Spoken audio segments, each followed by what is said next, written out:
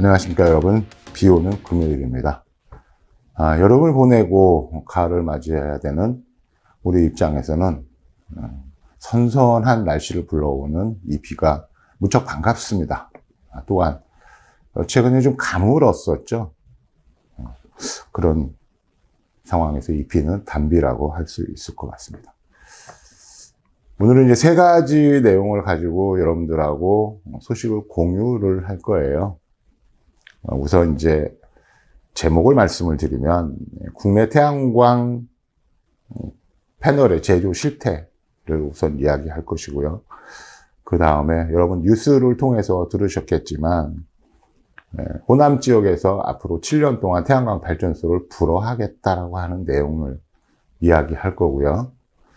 또 갑자기 전기 요금을 지역별로 차등화시키겠다라고 하는 안을 정부가 거의 확정을 한 것 같아요. 검토 중이고 정책을 준비 중이다 이런 얘기들이 들리는데 현 정부의 행태를 봤을 때는 그냥 밀어붙일 것 같습니다. 이 세 개의 이야기를 좀 나눠서 할 건데요. 모쪼록 여러분들에게 도움이 됐으면 합니다.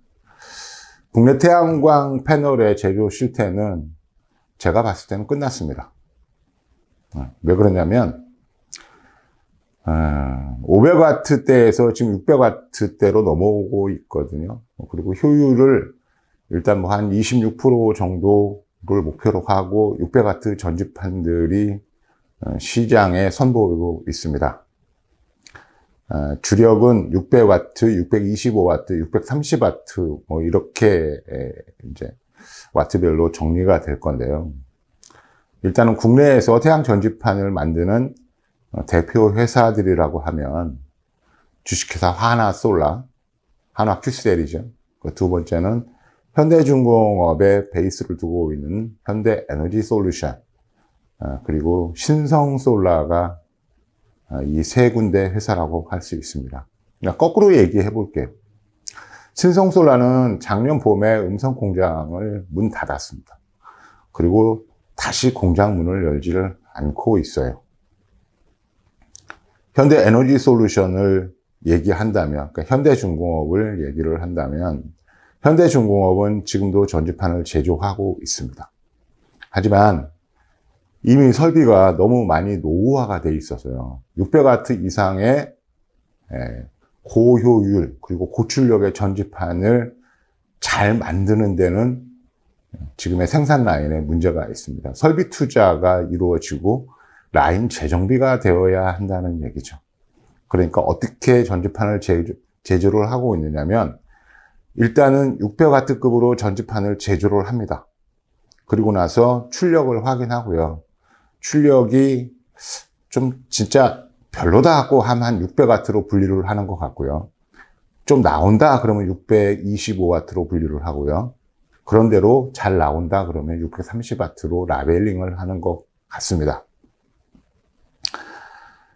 일단은 현대중공업도 이제 태양광의 출력이 점점 높아지는 단계로 가는데 이 부분에 대한 나름대로의 그 성공적인 생산이나 아니면 시장에 물건을 공급하기 위해서는 라인 재정비가 필요한데 국내 시장이 엄청나게 많이 축소가 되고 있기 때문에 과연 설비 투자가 일어날지 저는 기대하기 어렵다고 봅니다. 한화큐셀은 어떠느냐? 한화큐셀은 국내에 공장을 2개를 가지고 있어요. 음성 공장과 진천 공장을 가지고 있습니다. 여러분들 중부고속도로를 주행하다 보면 한화큐셀이라고 커다랗게 이렇게 글씨가 새겨져 있는 건물을 보게 될 건데요.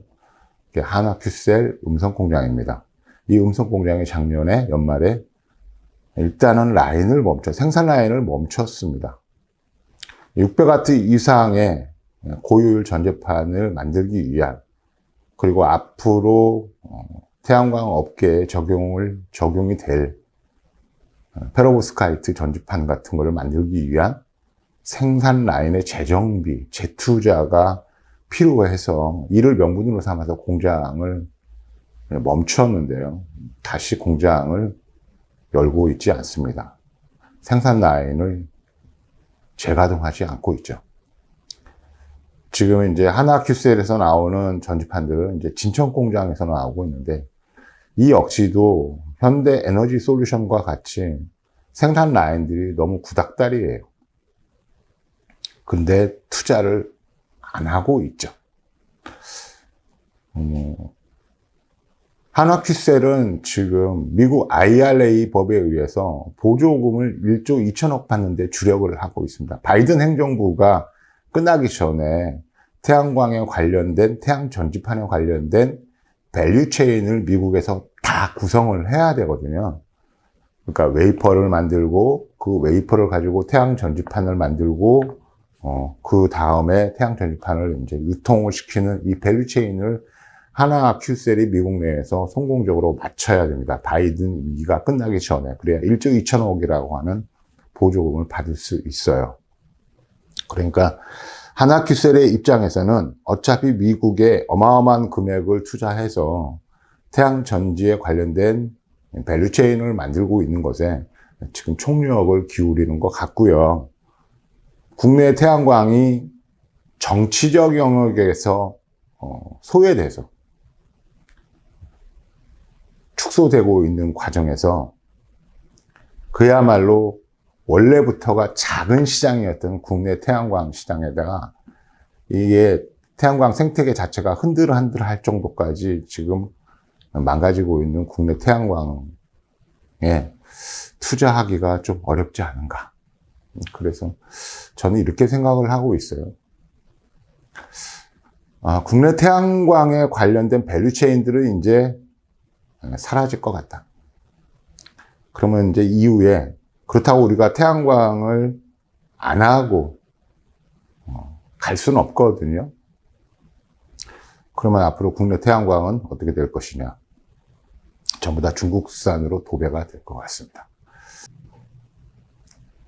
사실 전 세계 태양 전지의 95%를 중국에서 제공을 하고 있습니다. 공급을 하고 있죠. 중국은 실리콘 원재료인 인곳을 전체 지구가 1년 동안 사용할 양의 2배를 생산을 하고 있어요. 엄청나죠? 신장 지역에 거의 뭐 노천이나 다름없는 이 석탄 광산에서 값싸게 석탄을 긁어 모아가지고 화력발전으로 전기를 만들고요. 그 전기를 가지고 인곳을 아주 대량으로 저렴하게 생산을 하고 있습니다. 그러니까 필요한 양의 2배를 만들어 버리면요, 어떻게 처리를 해야 되냐면 이거 밀어내기 해야 됩니다. 밀어내기 하려면 가격이 싸야죠. 그러니까 사실 어떤 부분도 거의 비슷하겠지만 태양 전지의 가격이 거의 급락한 결정적인 이유는 중국산이에요. 그러니까 중국은 태양 전지판을 제조하는 기초 원료인 인곳을 2배로 생산하고요. 수요의 2배량을 생산을 하고, 이를 기반으로 해서 전지판도 엄청나게 생산을 해서 전체 지구에서 생산할 전지판의 수량의 95%를 중국에서 공급을 합니다. 이것들을 어떻게 막을 거예요? 막을 수 없습니다. 미국의 가장 큰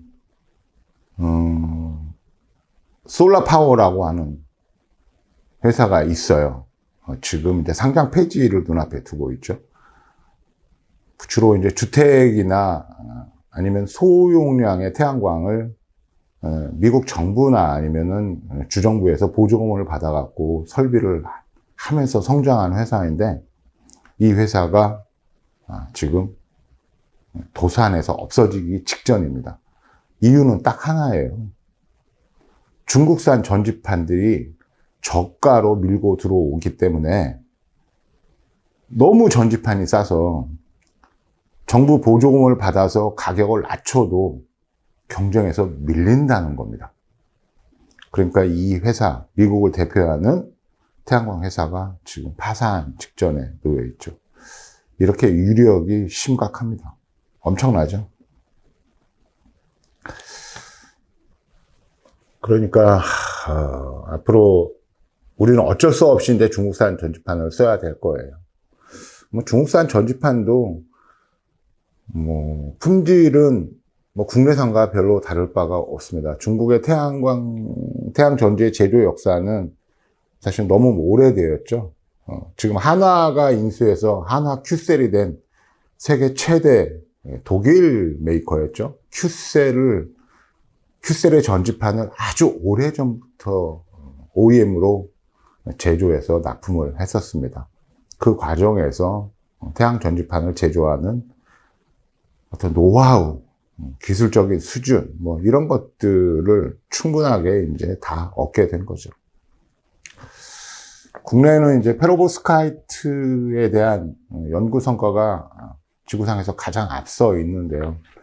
이 페로보스카이트라고 하는 것이 물질을 얘기하는 게 아니고 어떤 물질들이 육각형 모양의 일정한 그 패턴으로 형성되는 그런 모습을 전부 다 페로보스카이트라고 하거든요.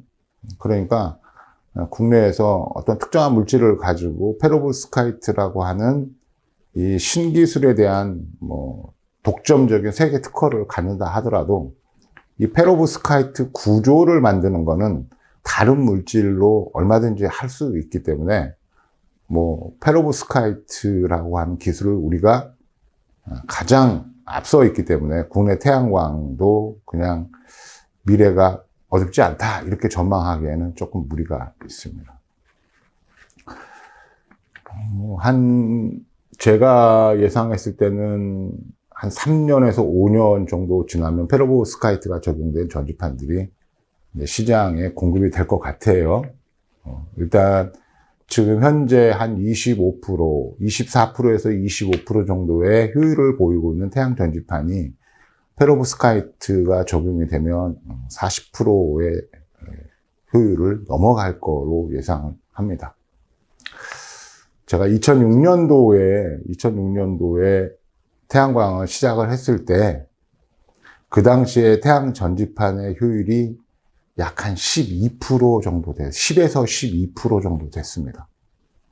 지금 한 20년 정도 지났잖아요. 지금 현재 태양 전지판의 효율은 거의 한 26%, 25%, 26% 정도 됩니다. 그러니까 2배 정도 효율이 향상된 거예요.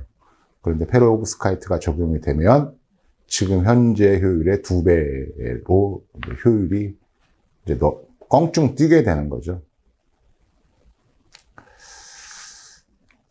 하지만 하여튼 국내 태양광 업계는 굉장히 암울합니다. 인버터 시장도 이미 인버터 생태계도 이미 거의 끝났다고 봐야 돼요. 대용량 인버터는 국내에서 이제 공급할 회사가 없습니다. 상황이 이래요. 별로 이렇게 제가 말을 하면서도 그냥 이렇게 기운이 없습니다. 그리고 두 번째, 호남에서의 태양광 발전소 허가를 7년 동안 해주지 않겠다. 9월 1일부터 적용한다고 했는데 유예기간을 석 달을 줬어요. 이 석 달을 준 유예기간은 태양광 발전소 허가서가 지금 담당 공무원들의 책상에 놓여져 있어서 검토 중인 것들에 대한 처리 기간을 주는 것 같습니다. 그러니까 일단은 호남 지역에서 신규 태양광 발전소 허가 신청을 아예 안 받고요. 지금 현재 검토 중인 사항들만 이제 처리하고 호남에서는 더 이상 태양광 발전소 허가 업무를 하지 않겠다는 겁니다. 대한민국에서 이제 가장 태양광이 많이 설치된 곳이 호남이에요. 그러니까 호남엔 이제 원자력 발전소도 있고 화력 발전소도 있고요. 그리고 태양광도 다른 지역보다 월등하게 많이 보급이 되어 있고 그리고 열심히 발전을 하고 있습니다. 이 세 가지 발전소가 전부 다 동작을 하는 호남 지역의 전력의 수요는 약 26기가 정도 됩니다. 전체 호남에서 사용할 전기의 총 수요량은 26기가 정도 되는데요. 9기가 정도를 태양광이 발전을 해서 담당을 하고 있습니다. 타 지역보다는 월등하게 많죠. 이러한 여러 가지 여건상 이제 광주는 2050년까지 신재생 에너지 비율을 50%까지 끌어올려서 그야말로 탄소 중립 도시를 목표로 삼았습니다. 그런데 이게 이제 제동이 걸렸네요. 왜 이렇게 호남 지역만 꼭 집어서 태양광 발전소 허가를 이제 7년 동안 중지를 시켰을까요? 여러 가지 이제 의혹이 불거질 수 있습니다. 이건 단순히 이제 썰이에요. 제 개인적인 생각인데, 호남 지역이라고 하는 곳에 특징이 있습니다. 그 특징 중에서 가장 아주 독보적인 게 뭐냐면, 호남 사람들은 얼리 어댑터의 기질이 굉장히 강해요. 많습니다. 그러니까 무슨 얘기냐면, 우리가 조선이라고 하는 일종의 이제 낙후되었다고 표현하는 게 맞을지도 모르겠습니다만, 지금 현 시점에서 봤을 때는 다분히 폐쇄적이고, 그런 사회가 일제 침략과 동시에 이제 새로운 문물이 들어오게 되죠. 이때까지는 접해보지 못했던 새로운 세상이 열린 겁니다. 그런데 일제 침략을 가장 앞서서 반겼다는 뜻은 아니고요. 이 새로운 문물, 새로운 문화, 새로운 여러 가지 도구 이런 것들이 들어왔을 때 가장 그것들을 앞서서 받아들였던 고장이 광주예요. 그래서 패션 업계에서 일하시는 분들은 아실 건데, 광주가 패션의 첨단 도시입니다. 지금은 어쩔지 모르겠지만 전라도의 기질이 그런 부분들이 있어요. 그러니까 타 지역에 비해서 폐쇄적이지 않고, 타 지역에 대해서 그렇게 경도되어 있지 않고 굉장히 소프트하면서 새로운 것들을 가장 잘 받아들이죠. 그러니까 호남인의 기질은 그냥 얼리 어댑터의 기질이 가장 높은 지역이다, 이렇게 얘기해도 과언이 아닐 것 같아요. 아마도 이런 부분들 때문에 호남 지역에서 태양광이 어느 지역보다도 급속하게 확산이 됐던 것 같습니다. 이런 과정에서 과연 그냥 얼리 어댑터의 기질만이 있느냐? 아니죠. 호남인들이 나름대로 선구안이라는 게 있습니다. 어떤 게 좋고 어떤 게 나쁜지를 빨리 알아채는 그런 능력도 있다는 거죠. 이게 이제 정치적인 부분으로 들어가게 되면 진보적인 성향을 띌 수밖에 없습니다. 그러니까 호남 지역이 보통 진보의 메카 이렇게 불리고 있는 거잖아요. 그러니까 현 정치를 쥐락펴락하고 있는 여당과 그리고 윤석열 정부의 입장에서 본다 그러면 호남 지역은 대단히 얄미운 지역이 되죠. 그래서 이건 썰이에요. 정치적으로 봤을 때 대한민국에서 어떤 진보나 이런 부분을 조금 억압하거나 아니면은 좀 짓누르고 싶은 그런 욕구들이 분명히 있을 건데, 태양광이라고 하는 것을 이용을 해서 호남 지역에 이렇게 차별화시키는 건 아닌지, 저는 그런 생각도 많이 들어요. 표면적인 이유는 개통포화를 내세우고 있습니다. 개통포화라는 건 전력망에 전기가 너무 많은 걸 얘기를 하죠. 개통포화가 이제 심해지면 대규모 정전, 블랙아웃이 발생을 합니다. 그 블랙아웃은 지역적으로 발생도 할 수 있지만, 심각해지면 전 국토가 암흑으로 변하는 블랙아웃이 될 수 있는데요. 금방 얘기했듯이 호남 지역에서 필요한 전력량이 9기가와트 정도 되는데, 26기가와트 정도 되는데, 호남 지역은 이제 이미 태양광을 이용해서 9기가와트 정도의 전력을 생산하고 있다는 거예요. 그러니까 당연히 호남 지역에서 만들어진 전력이 어마어마한 거죠. 원래 호남 지역하고 전기를 많이 쓰는 수도권하고는 3, 4호 라인으로 이제 송배전망이 구축되어 있어요. 그리고 요즘에는 이제 산 위에다가 철탑 같은 것들을 세우기가 어려우니까 직류 고압 송전이라고 하는 HV TL인가요? 뭐 고압 송전망, 그러니까 직류 고압 송전 라인들을 구축을 하려고 계획을 했는데 이게 이제 잘 진행이 안 되고 있는 거죠. 제가 판단했을 때 호남 지역에서 수도권으로 3, 4호 라인이 한 2개 정도 더 만들어져야 될 것 같은데 이게 쉽지 않은 일이거든요. 한전의 누적 적자, 뭐 송전탑 건설의 어려움 이런 것들을 핑계로 이런 일들이 거의 진척이 없는데요. 이건 향후 이제 향후 앞으로 우리가 굉장히 어려운 상황을 맞이하게 될 거예요. 매번 영상에서 얘기합니다만 우리는 이제 완전한 전기 시대로 돌입을 했고요. 그리고 다양한 발전원을 가지고 일정 특정한 지역에서 필요한 전력을 본인들이 직접 생산해서 거의 자급하는 형태의 사회로 진입을 하기 시작했습니다. 분산전원이라고 하는 것이 이제 그거를 말하는 거, 이것을 말하는 것이고요. 예전에 이명박근혜 정부를 거치면서 스마트 그리드 사업을 한전에서 열심히 했는데 이 역시도 그것과 일맥상통한다고 하겠습니다.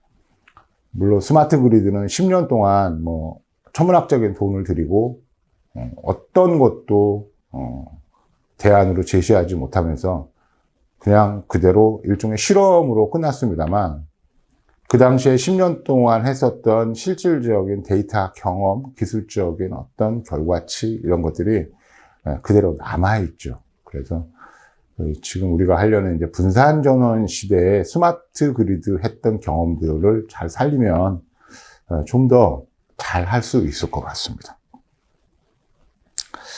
그리고 또 하나 짚어봐야 될 게 올해 같은 경우가 이제 폭염이 대단했죠. 낮 시간에 에어컨은 뭐 거의 모든 에어컨이 다 동작을 했다고 봐야 돼요. 특히 이제 한낮에 폭염이 기승을 부리는 뭐 한 2시에서 4시 사이에는 대한민국에는 모든 에어컨들이 다 돌아갔을 겁니다. 이럴 때는 이제 전기량이 엄청나게 많이 필요한데 이게 공교롭게도 태양광의 피크 발전 시간하고 같이 겹쳐요. 그러니까 냉방으로 인해서 만들어졌던 어마어마한 전력 수요가 태양광이라고 하는 이 발전원으로 인해서 충분하게 커버가 됐을 건데, 그러니까 태양광이 실질적으로 여름철의 전력 수요를 상당히 수용을 해렸다 이렇게 볼 수 있는 건데 이런 내용들은 대부분 얘기를 하고 있지 않고요. 제가 수치 같은 것들을 좀 구하고 싶은데 찾을 수가 없습니다. 다른 영상에서 이제 태양광 발전소 허가와 관련된 여러 가지 이제 개통에 연결하는 문제들을 좀 심도 깊게 다루려고 하는데 한전에서 태양광 발전소의 개통을 이제 받아들일 때 사용하는 이제 가장 대표적인 어떤 근거를 얘기할 때 뱅크라는 뱅크라는 말을 쓰거든요. 이 뱅크는 변전소 내에서 일종의 전력을 공급할 수 있는 능력을 말하는 겁니다. 그래서 뱅크가 하나냐, 둘이냐, 셋이냐, 넷이냐에 따라 가지고 변전소에서 전력을 공급할 수 있는 능력이 달라지는 거예요. 그런데 여기에 이제 이 뱅크를 구성할 때는 전력 이용률이라고 하는 수치 데이터를 가지고 이 뱅크를 구성합니다. 전력 이용률이라고 하는 건 일정 정도의 전력을 보냈을 때 몇 프로 정도 실질적으로 전력을 소비하느냐 이런 것을 얘기하는데요. 그러니까 뭐 어떤 지역이건 간에 무조건 전력을 그냥 보낼 수 없잖아요. 야, 이 지역이 기본적으로 어느 정도 전력을 소비할 것인가 라는 것들이 예측이 돼서 그것들이 모델화 돼야 될 건데, 이렇게 수요 모델을 만든 다음에 이것들을 충분하게 커버할 수 있는 변전 용량, 이걸 뱅크라고 한다는 겁니다. 그러니까 태양광 발전소 인허가 과정에서 한 번쯤은 들어볼 만한 얘기가 뱅크라는 말이고요. 그리고 전력 이용률이라고 하는 단어를 분명히 들을 수 있는데,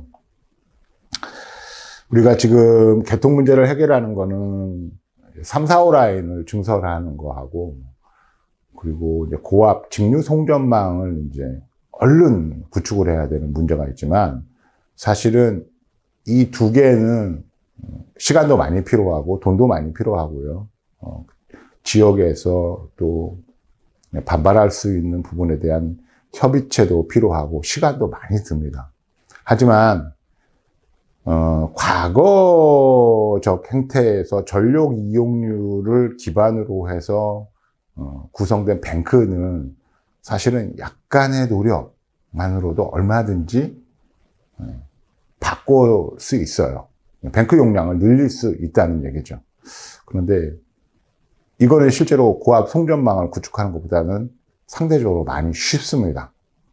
그런데 이 두 가지, 이 부분도 사실은 하고 있지 않다는 겁니다. 그러니까 아무것도 하지 않은, 세상은 변하고 있는데 그 변하고 있는 세상에서 아무것도 하지 않으면서 그 새로운 변화를 수용해서 뭔가를 하려는 대다수의 사람들에게 일단 하지 마 이러고 있는 거죠. 이건 뭐 세상을 끌고 간다라고 하는 표현이 어떨지 모르겠습니다만, 이렇게 사회를 컨트롤하고 사회를 이끌어가는 관료 집단, 정부, 정책 담당자, 이런 사람들의 태도로서는 바람직 않다는 생각이 들어요. 자, 마지막입니다. 전기요금 차등화에 대해서 좀 짤막하게 얘기할 건데요. 이런 거예요. 전기를 많이 쓰는 지역은 요금을 비싸게 만들겠다는 겁니다. 그러니까 어떻게 많이 쓰느냐면, 일단 발전소 없이 전기를 많이 쓰는 곳, 전기를 생산하지 않으면서 전기를 많이 쓰는 곳에는 요금을 비싸게 물리고요. 발전소를 가지고 있거나 아니면 지역에서 필요한 전력량보다 월등하게 많은 이제 전력을 만들어내는 태양광이나 아니면은 연료전지나 아니면 풍력이나 아니면은 이제 화석발전소나 그리고 이제 핵발전소 같은 것들이 있는 지역에는 이제 전기요금을 상대적으로 낮춰주겠다고 하는 얘기인데, 이것도 역시 그냥 그렇다고 전기요금이 2배씩 차이가 날 수는 없잖아요. 기껏 해봤자 나봤자 제가 생각했을 때는 한 15%에서 20% 정도 수준으로 차이를 만들 수 있을 것 같은데, 국내 전기요금은 사실은 굉장히 쌉니다. 물론 기업체에서 감당하는 전기요금은 굉장히 비싸죠. 그런다 하더라도 이렇게 그 전기요금을 가지고 갈라치기 하고 지역 간의 어떤 유화감을 조성할 수도 있는 이런 정책의 발상은 바람직하지 않다고 분명히 얘기할 수 있어요. 그것보다는 제가 가끔 얘기하는데, 한전의 독점을 깨야 되는 문제가 있습니다. 한전은 국영회사가 아니에요. 국영기업이 아닙니다. 한전은 민영화된 민간회사예요. 해외 지분도 굉장히 많습니다. 그런데 이런 민간회사가 한 국가의 전력 공급을 독점하고 있다는 것은 분명히 문제가 있어요.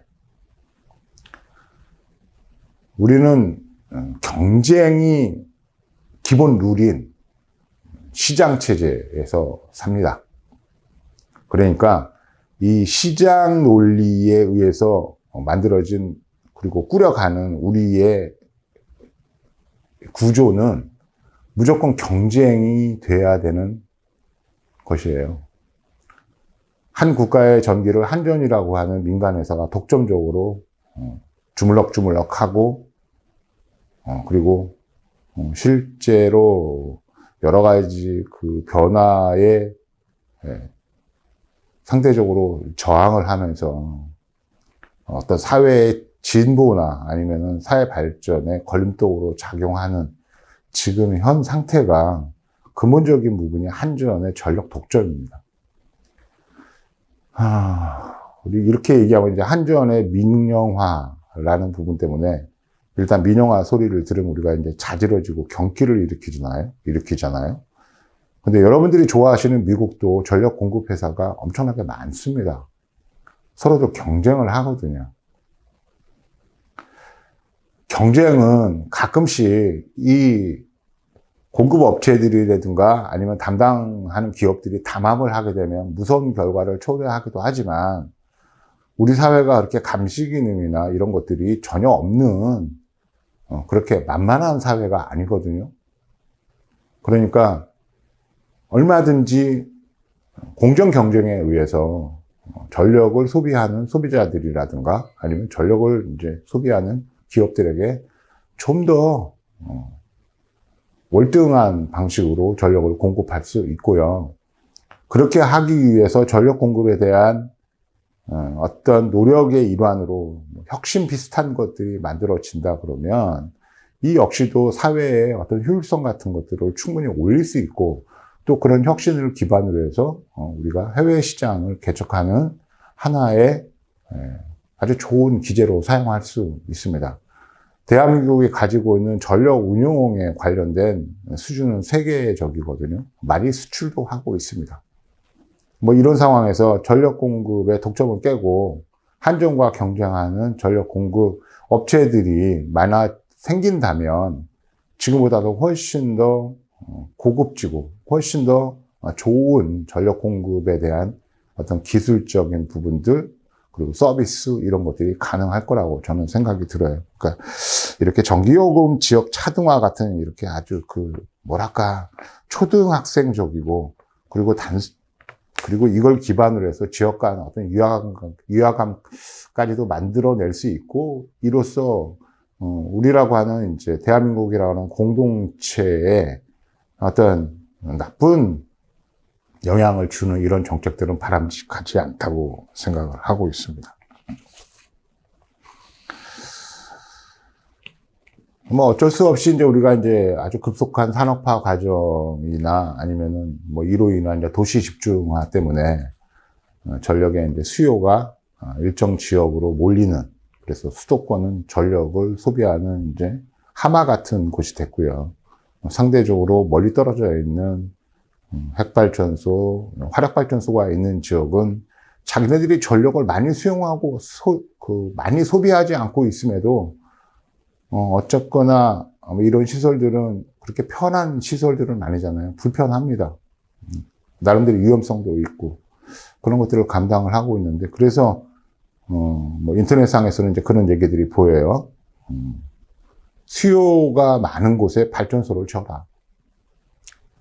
요즘에 이제 뭐 소형 패키지 핵발전소, 그러니까 소형 모듈화 원전이죠. SMR이라고 하는 건데, 야 서울에서도 그냥 그 SMR 아주 쉽게 구축할 수도 있고 냉각에 필요한 엄청난 물도 필요하지 않다고 하니 서울에 SMR을 설치해, 서울에 그러니까 핵발전소를 설치해 이러면서 이제 비아냥거리고 있습니다.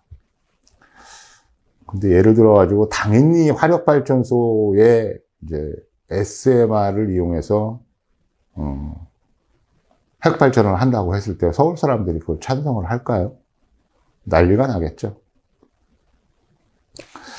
도시가 일종의 이제 기득권들이 장악하고 있는 부가 많이 모여져 있는 곳이죠.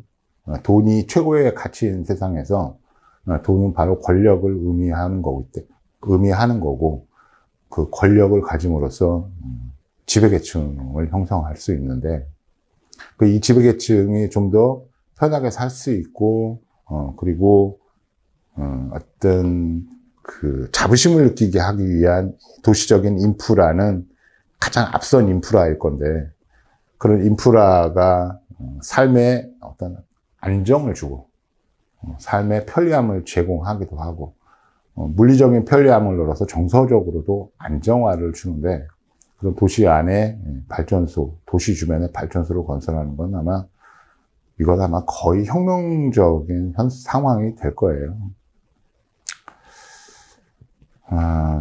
아마 여러분들은 모르시겠지만 산업단지들 같은 것들이 많이 이제 생기고 있죠.